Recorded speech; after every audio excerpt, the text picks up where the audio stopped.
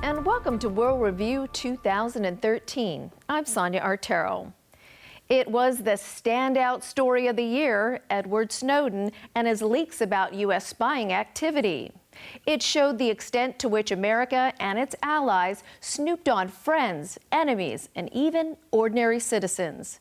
It's also relevant to Hong Kong because it's here where the story really got going.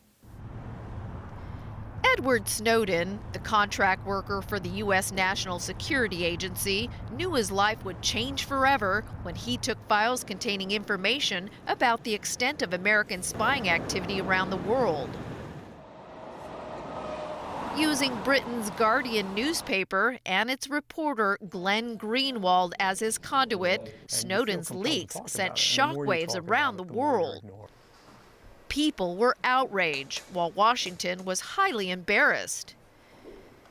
It was forced into major damage control mode as it explained itself to its allies, not to mention countries such as Russia and China, which were also revealed as prime targets of American surveillance. It was also revealed that Britain was in on the act, using American intelligence to snoop on its European partners, even at crucial European Union meetings.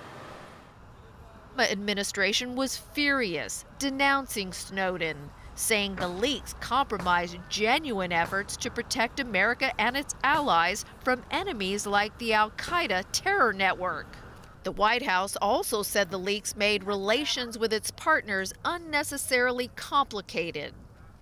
Question was, where was Snowden?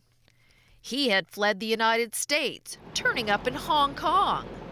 The city suddenly became the focal point for a major world story. Snowden gave his first interview in Hong Kong, saying he did what he did to expose, in his view, the destructive, growing, and unchecked reach of U.S. spying activity. By mid-June, the story was not only about America's surveillance program, there was also the question of Snowden's fate. Washington told Hong Kong to send him back as soon as possible. But the SAR government dragged its feet as Snowden looked for other places to seek asylum in. Scandinavia, specifically Iceland, was mentioned as one possible destination. Then it was Cuba, or possibly someplace in Central America.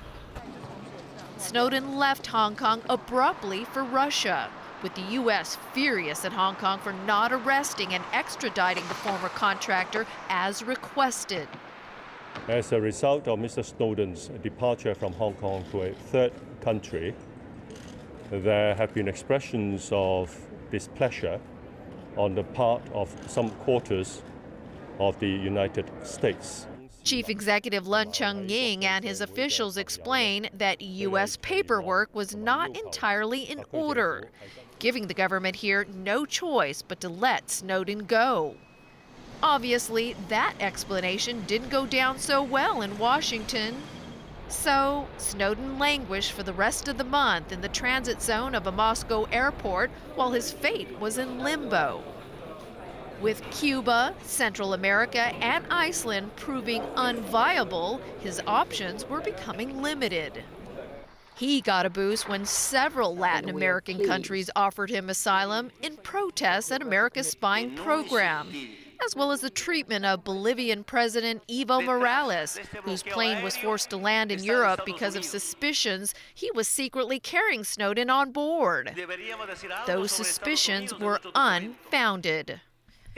Despite their asylum offer, getting to Latin America would prove difficult, considering he would have to fly over countries allied to the U.S. The breakthrough came in August. Russia offered him a temporary visa to stay, and Snowden left the Moscow airport, where he had been holed up for weeks. Later in the fall, more revelations appeared in The Guardian, detailing American snooping activity on France, tapping phone calls and monitoring emails in the country.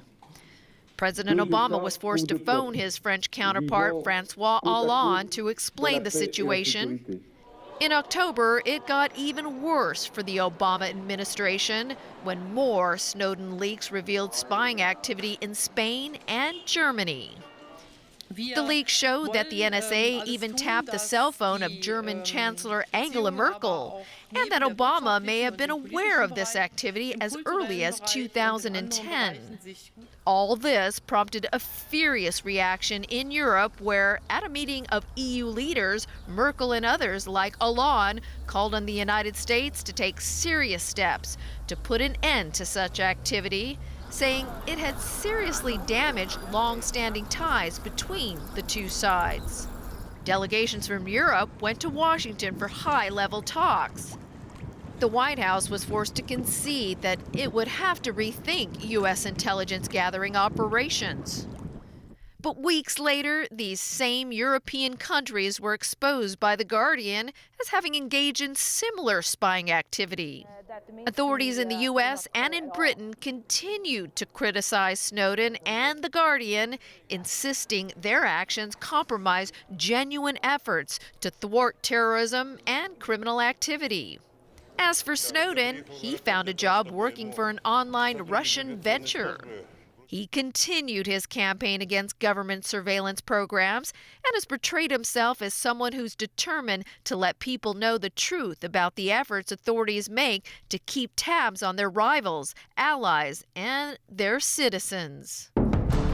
While Snowden remains free to continue his campaign, the West's other famous whistleblower, Chelsea, or Bradley Manning, was convicted for his decision to leak thousands of files to the guerrilla website WikiLeaks. A military judge in August sentenced Manning to 35 years in prison, bringing to a close the U.S. government's determined pursuit of the Army intelligence analyst who leaked the largest set of classified documents in American history. The long prison term was a boost to U.S. authorities who were rattled by the Snowden leaks. There was also some speculation Manning's conviction might also encourage the government to bring charges against the man who was instrumental in the publication of the documents, Julian Assange, the founder of WikiLeaks. Still, Manning was acquitted of the most serious charge he faced, aiding the enemy, but was convicted of multiple other counts, including violations of the U.S. Espionage Act for copying and disseminating classified military documents. In a statement, WikiLeaks called Manning's conviction an affront to basic concepts of Western justice. It said his treatment has been intended to send a signal to people of conscience in the U.S. government who might seek to bring wrongdoing to light. Manning's numerous supporters and his defense team pledged to seek a presidential pardon. The White House merely said it would consider the requests along the usual lines. Manning has since declared he intends to live as a woman.